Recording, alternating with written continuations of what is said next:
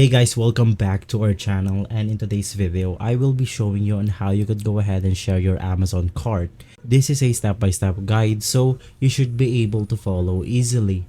Now to go ahead and share some items in Amazon, you can just go ahead and click on the item right here, and once inside, you can then go ahead and click on the share button, then you can share it from there.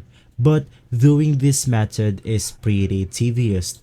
So to go ahead and share our cart using our Amazon, we should just go ahead and click on the U section right here, and then inside you will be able to click on your list.